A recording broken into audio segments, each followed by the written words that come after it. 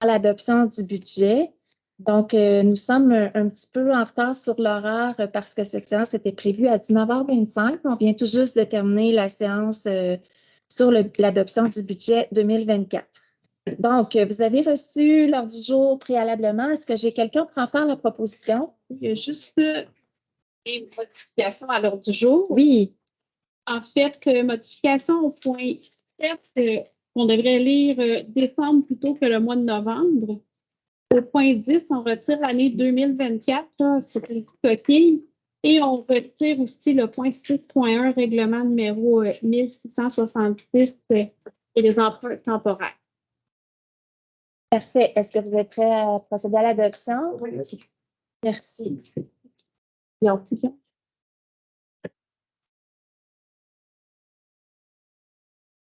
Donc, premier point, urbanisme et environnement. Point 2, il s'agit du règlement modifiant le règlement de construction numéro 332 pour autoriser certains travaux par une déclaration de travaux en remplacement d'un permis ou d'un certificat d'autorisation. Donc, vraiment, le but du règlement, c'est de soustraire certains permis de la procédure d'analyse. Donc, on souhaite, en faisant l'adoption de ce règlement-là, alléger les procédures, autant pour les citoyens que pour la direction d'urbanisme. Donc, certains travaux, et là, Madame la greffière, vous pourriez l'expliquer de façon plus détaillée.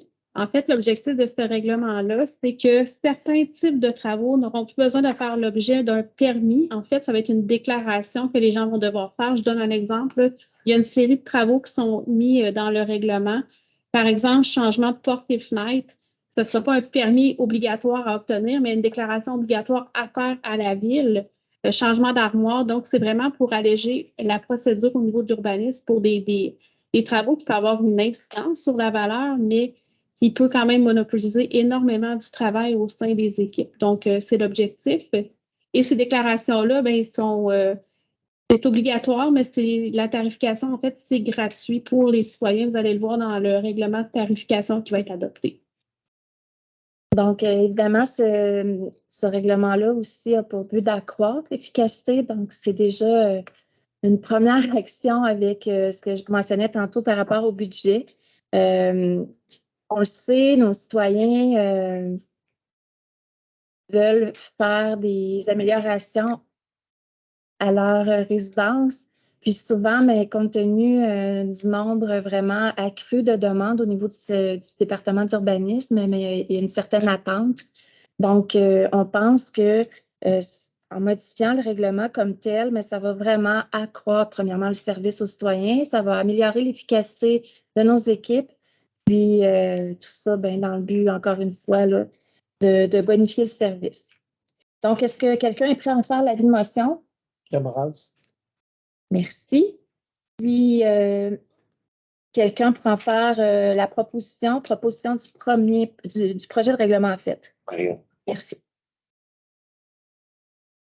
Maintenant, avis de motion pour le règlement modifiant le règlement numéro 336 constituant un comité consultatif d'urbanisme pour lui confier les fonctions du Conseil local de patrimoine. Donc, en procédant là, à l'adoption de certaines mises à valeur de notre territoire, ben, la loi nous oblige à confier ce mandat accru, soit finalement à mettre en place un comité local sur le patrimoine ou à confier ce mandat-là à notre comité consultatif en urbanisme. Donc, pour le moment, on a décidé de confier le mandat à notre CCU. Pour ce faire, ben, ça prend vraiment un règlement qui vient modifier le règlement déjà en cours. Donc, ce soir, ça prendrait un avis de motion.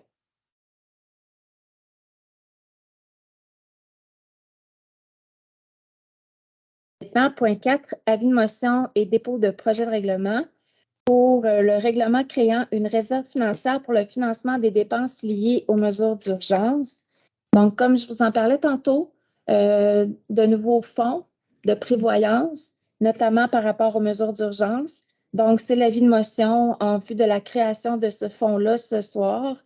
Et le fonds, ben, c'est vraiment d'offrir des moyens de secours minimaux pour protéger la sécurité des personnes et des biens en cas de sinistre et favoriser une saine planification et de gestion des finances de la ville. Est-ce que j'ai quelqu'un pour l'avis de motion?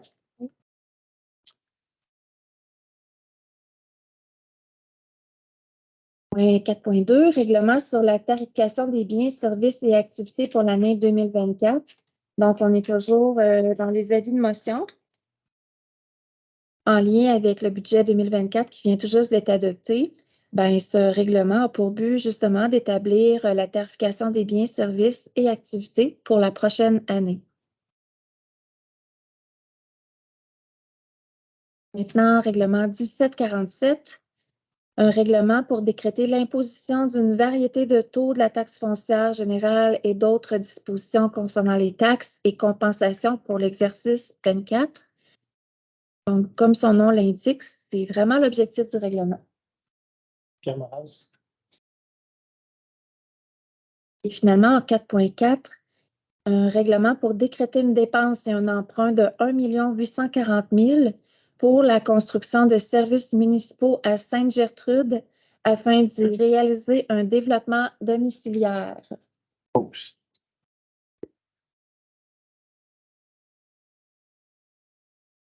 Point 5, 5.1, vente d'une partie des lots. En fait, je vais les nommer là, parce que c'est exactement dans notre parc PME. Donc, c'est les lots 6, 433, 538 et 539 à Metaltech Laser. Et pourriez-vous juste me rappeler la somme, s'il vous plaît?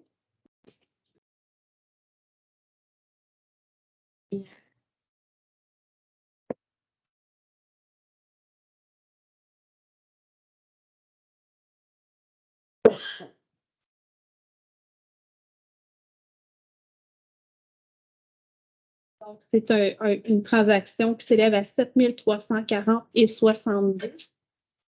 Et évidemment, la transaction, c'est à la charge de l'acheteur, tout ce qui est fait professionnel, donc arpenteur et notaire. Donc, ça va être assumé par l'acheteur. Merci. Finance et trésorerie maintenant. Point 1 a été enlevé. Point 2, règlement décrétant une dépense et un emprunt de 1 700 000 pour le prolongement de la piste cyclable. En fait, je rappelle que c'est vraiment pour des emprunts temporaires. Emprunts temporaires qui sont liés effectivement au règlement d'emprunt qui ont déjà été autorisés, mais dont les obligations seront émises seulement au mois de mars. Donc, si toutefois c'était nécessaire d'aller sur un emprunt temporaire, mais cette résolution pourra le permettre à notre directrice financière. Donc, est-ce que j'ai un proposeur? Merci. Dans la même orientation, donc un règlement décrétant une dépense et un emprunt mais en fait, c'est un emprunt temporaire lié au règlement d'emprunt qui décrète une dépense et un emprunt de 2 520 000 pour l'acquisition de véhicules pour les services des travaux publics et de la sécurité incendie. Donc, toujours si nécessaire avant que les nouvelles obligations soient émises. Finalement, en lien avec le règlement décrétant une dépense et un emprunt de 2 264 000 pour l'acquisition de véhicules pour la direction du service incendie et de la sécurité publique. Merci. Donc, maintenant, au point 7, une résolution pour les rectificatifs budgétaires de décembre 2023. Est-ce que quelqu'un peut m'en faire la lecture? Non, je peux du coup le lire. Rectificatif budgétaire décembre 2023, surplus, donc logiciel ICO incendie pour 12 073,58 $. Analyse énergétique parc des véhicules municipaux 24 449,49 $. Aménagement extérieur de la ville pour 60 200 $. Ensuite, affectation d'activité d'investissement. On a la gouttière d'atelier pour 9 097,16 $. Extension du réseau d'école pour 12 416,22 $. Aménagement du pickleball de Gentilly pour 3 567,58 $. Accessibilité dans les parcs municipaux pour 14 389,95 $. Sentier des petits écrivains pour 3 778,83 $. Matériel informatique de 2023 pour 4 057,79 $. Aménagement local presbytère pour 2032 et 38. Affiche parc écologique Godefroy pour 15 223,19. Pavage grande correction 2023 pour 61 926,37. Et études assurance plan et devis bâtiments municipaux pour 9 448,87. Merci beaucoup. Donc, est-ce que j'ai un proposant? Merci. Point 9, non, point 8 maintenant, affectation de la rétroactivité des employés cadres au surplus accumulé non affecté. Donc, au même titre que la rétroactivité qui a été faite pour nos employés syndiqués, il faudrait également faire une rétroactivité pour nos cadres et il faut affecter ce montant-là à l'année budgétaire en cours, soit 23. Le montant qui serait affecté serait de 269 000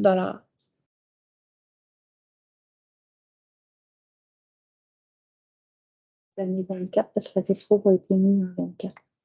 Peux-tu le dire dans le micro? Cette affectation-là est faite pour l'année 24, du fait que la rétroactivité des cadres va être émise seulement en l'année 24.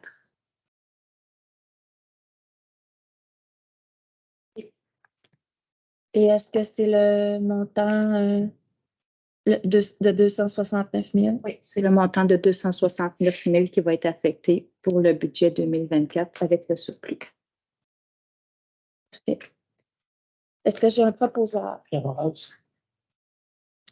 Transport collectif maintenant pour 2024 toujours. Donc, c'est d'autoriser le paiement de la quote-part de la ville à la MRC de Bécancour. En fait, c'est la MRC qui est responsable du transport des personnes de la MRC pour un montant de 105 924 $. Est-ce que j'ai un proposeur? Donc, c'est une légère augmentation par rapport à 23 de 5 924 $. Maintenant, génie et travaux mécaniques, point 10, octroi de contrat, achat de produits chimiques pour le traitement de l'eau.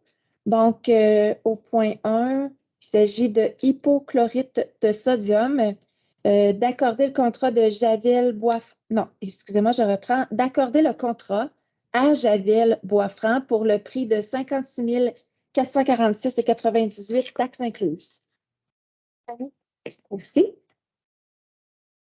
Et finalement, point F, développement économique, programme d'aide aux entreprises. Donc, c'est notre nouveau fonds de 500 000 $. Et la première aide financière est accordée au groupe Yanco. Donc, le dossier a été analysé, l'entreprise se rend très admissible et nous sommes très heureux d'accorder une aide financière d'un maximum de 50 000 $ conformément au plan de soutien aux entreprises de la ville de Bécancour dans le contexte d'une relance économique et au règlement numéro 1721 établissant un programme d'aide aux entreprises dans le contexte d'une relance économique. Est-ce que j'ai un proposeur?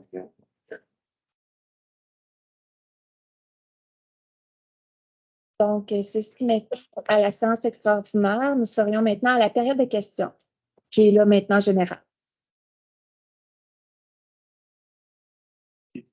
Je veux savoir d'où ça vient, mais quand est-ce que l'odeur du avant fait?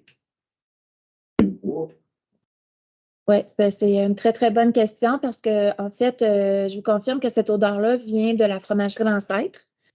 Puis, c'est en lien avec des rejets.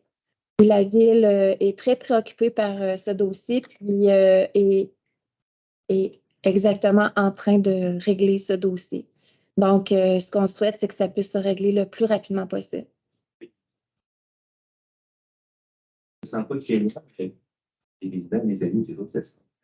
Oui. Puis, on est déjà en échange avec l'entreprise. Oui. Au 602, dans le même chose, c'est parlé pour la piste cyclable. Ça veut dire que ça peut faire maintenant. Les prévisions. Le contrat qui aurait été donné, c'est de ça. Oui, mais on a une subvention, M. Lanneville, pour réaliser ce projet-là, là, qui était à la hauteur de 1 million, si je me souviens. Pas dire de métier, là. Oui. Donc, pendant que Grégory vérifie le montant de subvention, ça, en fait, c'est un emprunt temporaire lié au règlement d'emprunt déjà adopté. Mais comme je mentionnais, puisque les obligations liées à cet emprunt-là seront émises seulement au mois de mars, il se pourrait que lorsqu'on va payer pour ces travaux-là, qu'on doive aller sur un financement temporaire. Donc, c'est exactement pour ça ce soir qu'on adopte cette résolution-là. Mais c'est sûr que c'est le maximum parce que ça ne veut pas dire qu'on aurait besoin de financer ce montant-là. Puis par rapport à ça couvre l'entièreté des coûts des travaux, mais au final, on a une subvention accordée de… C'est 60 du projet, si je me souviens bien. Là, je cherche le montant. 60% du projet de la solution. Des coûts du projet. Des coûts du projet. Oui. Si la piste cimetière coûte 1 million, 60%. 60 quoi? C'est-à-dire, il est assumé à 100 000. Oui. 100 000. Oui. Oui, c'est ça. C'est pas la solution, on verra. Ben oui, parce que dans le fond, la première chose qu'on a fait, c'est l'adoption d'un règlement d'emprunt. Ensuite, il y a eu, on est allé en appel d'offres. Après ça, on a donné le contrat. Tout ça a passé en conseil, on ne peut pas faire autrement. Mais tout ça s'est fait dans l'année antérieurement. Je sais qu'au dernier conseil, il avait donné un acompte. Je ne sais pas l'acompte combien que Rosemont a accordé. Mais c'est sûr, M. Lenneville, que lorsqu'on a accordé le contrat, ça a été présenté en conseil municipal parce qu'on ne peut pas accorder de contrat, c'est seulement par voie de résolution. Donc, c'est peut-être dans une de vos rares absences. Oui. Mais pendant le temps des fêtes, vous pourrez aller voir les procès-verbaux des séances antérieures. C'est ça. Mais c'est sûr que ça a passé. Oui, puis si on ne l'a pas fait, ça a été fait. Des questions supplémentaires par rapport au cycle de fromagerie enceinte, parce que à l'aller ou au retour, même avec les fenêtres fermées, on perçoit qu'on se demande toujours qu'est-ce que c'est. On se l'est demandé longtemps là aussi. Mais est-ce que c'est des rejets d'eau d'égout ou des eaux industrielles de fromage? Je vais demander au DG de répondre parce que c'est lui qui est en lien avec justement les travaux publics qui sont en train de faire les interventions auprès de la fromagerie Lancette. Je ne saurais pas vous expliquer tout en détail quel type de rejet c'est, mais ce que je sais, c'est que les rejets qui sont émis par l'ancêtre en ce moment sont beaucoup, beaucoup trop élevés par rapport même à ce que notre station est capable d'absorber. Donc, je ne pourrais pas rentrer dans les détails techniques de chacun. Ouais.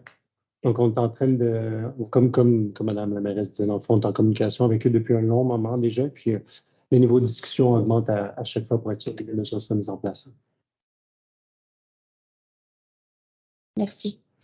Je pensais que tu aurais les connaissances fines techniques pour répondre. Je peux donner les termes DBO 5, mais je ne suis pas sûr d'aller plus loin dans les détails. La question, est-ce qu'un ascenseur va se répandre dans tout le réseau? Non, pour l'instant, c'est limité à cet endroit-là. L'idée, surtout, c'est qu'on règle le problème à cet endroit-là parce que c'est de là que ça vient. Puis après ça, on pense qu'il y a plus de problème. Mais dans les faits, ça ne s'est pas répandu ailleurs pour le moment. Puis vu le temps depuis lequel on a des discussions avec l'ancêtre, je pense que si ça avait eu à se répandre, on l'aurait déjà senti. Réponse à M. Lenneville.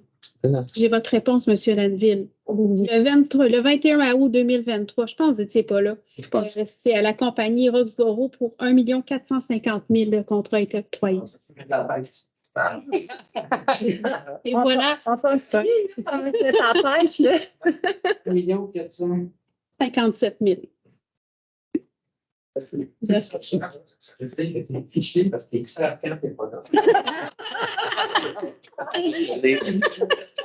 C'est enregistré. 3e semaine d'août l'année prochaine. Il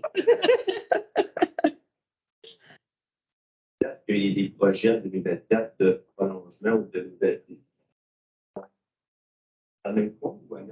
En fait, notre objectif, puis c'est très clair parce qu'on a fait faire un plan directeur en 2023 Notre objectif, c'est vraiment de relier l'ensemble de nos secteurs puis de faire en sorte de développer notre réseau cyclable sur l'ensemble du territoire.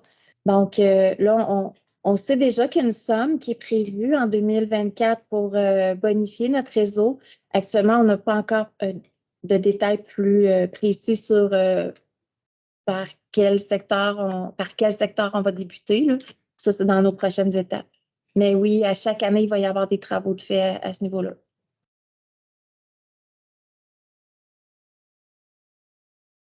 Est-ce qu'en ligne? Non. Donc, si ça va comme ça, ben, vraiment un grand merci de votre présence ce soir. Vous êtes nos valeureux citoyens présents à nos séances. J'en profite encore une fois pour vous souhaiter, au nom du conseil municipal, de très, très joyeuses fêtes. Et, ben, on se retrouve en 2024. Ah oui.